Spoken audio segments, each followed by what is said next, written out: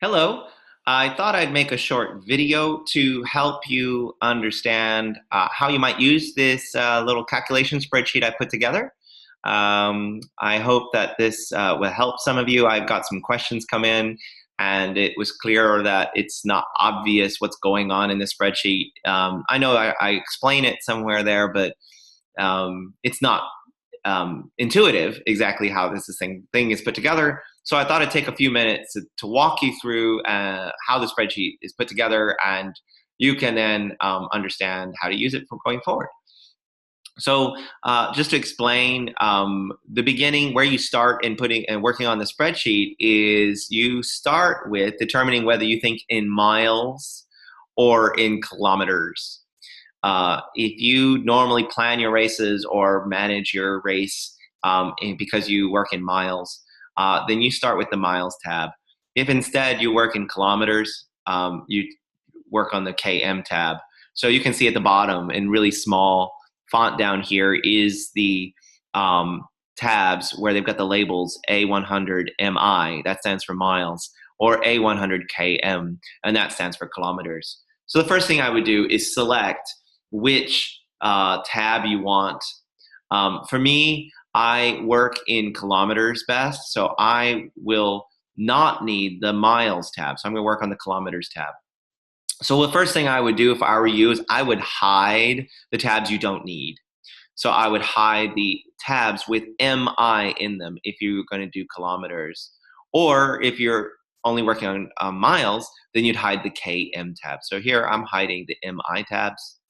And you right click on the tab, you right click on it, and then you select hide for the tab that you want to hide. So in my case, all I see now is the kilometers tabs, okay? But the kilometers tabs are exactly the same as the miles tab, and I'll show you that in a minute, okay? So here you can see we've got several columns. Let me explain quickly. The first column, you've got the aid stations, and that's taken from the website. The second column is the cutoff times in the race. At the time of day, that's what those represent. The third column is the time in race, which is the amount of time in the race, and that's represented with a numeral as opposed to a time. The next column is the total number of miles achieved in the race at that point in the race. And by the way, if you're not sure what these abbreviations are, you can go to the notes tab where I explain them all down here, right? It's explained, but of course that's more clunky than anything. So you might just hover your mouse over the heading of the the header row, and you'll see what the comment is, and that tells you exactly what that row means, what that column means. Okay, so this here is the miles column. This here, the next one, it automatically calculates the difference between one point and the next. That's what this difference in miles since the last point. So of course at aid station 1, it's 6.5 miles different than the original. Aid station 2 to aid station 1 is 6 miles, you can see. So that's what these numbers are. The next one is the total kilometers in the race. So then the next column is the difference between the 2 points in the race based on kilometers, okay? So that's what these first rows, there's nothing to do in these first rows. These rows, there's no change to make, okay? The only columns, sorry, not rows, the only columns, these columns you don't need to make any changes. And the only columns to make changes in is column H and column I, or column Q and column R. Those are the columns that you're making changes to. So column H refers to your goal pace between aid stations. And that's in this case, minutes per kilometer. If you're working on the miles tab, it's minutes per mile. So that's the only difference between the two tabs, is that one is measured in miles and the other is measured in kilometers. And that matters in this column and in this column. That's the only difference between the two tabs, the MI tab, the A100 MI tab, and the A100 KM tab that we're working on right now. All right, so for example, let's say I'm starting the race at aid station 1. I'm going to arrive to aid station 1, which I know is either 6.5 miles or 10.5 kilometers into the race. For those first 10 kilometers, I'm going to go a 6-minute mile per kilometer, right? So there you go, 6. Then between aid station 1 and aid station 2, I want to go 6.5. That's 6 minutes and 30 seconds per kilometer on average. Okay, so you enter those numbers in all the way down to the finish of the race. Okay, the next column is the amount of time you spend at the aid station. So I run 6 minutes per kilometer, for example, in this illustration, 6 minutes per kilometer to aid station 1. But then when I get to aid station 1, I'm going to spend 3 minutes in aid station 1, refilling my water bottles, grabbing food, maybe peeing if I have to, whatever it is. I have allotted 3 minutes for whatever I need to do at that aid station before I carry on. And then when I go to aid station 2, which is out there at the turnaround point, Little Wittenham, for the first leg, I've allocated 5 minutes for that aid station according to this. Okay. So when I get there, I can start lap my watch and then be watching for 5 minutes to go by. Obviously, if I can get out sooner, that's better. But for me, I find that if I declare how long I'm going to spend at each aid station, I'm going to be more intentional getting through there than I have in other races, which is why I've got this feature in the spreadsheet. So that's what you fill in. You put the amount of time. So 3 minutes there or 5 minutes there, etc. 3 or 4 if you want. So you can put whatever numbers you want in there that represents how much time you're spending at that aid station. Okay? What the spreadsheet will then do is it calculates these other columns.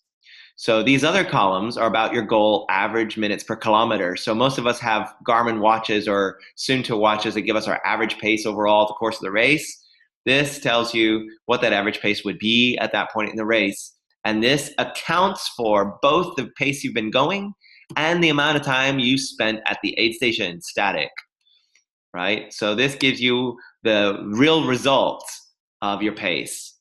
And then this here sends the goal time in race. So this is the time since the start, right? So you can see if I go with these numbers, I will arrive to the finish line in 22 hours and 24 minutes, right? So I want to do under 22:30. So then this plan allows me to stay under 22:30 if I follow this plan exactly, right?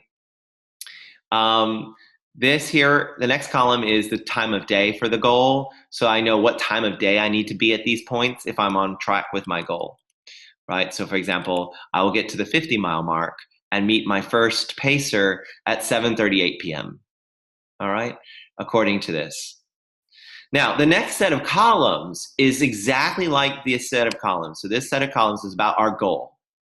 The next set of columns is there because most of us have a goal, and then most of us might also need to set another expectation for slow version of if something's going wrong or if we're not, achieving the pace we wanted. We want another set of goals so that we're not totally disheartened and we know we're going to make the cutoff times. So this second set, when I did Grand Union Canal, I set this up that it was the cutoff times of the race. In this race, I want to do under 24 hours. I want that to be my slow time. So, I may not make it. I may end up needing to do the cutoffs, but I'm hoping that I can at least do 24 hours. And so this here is the plan for the 24-hour mark.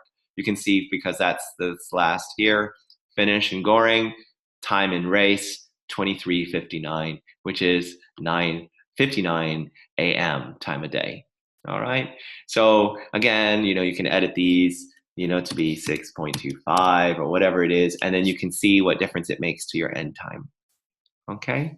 So that's how you use this spreadsheet, and you edit those columns there, and you can see the results.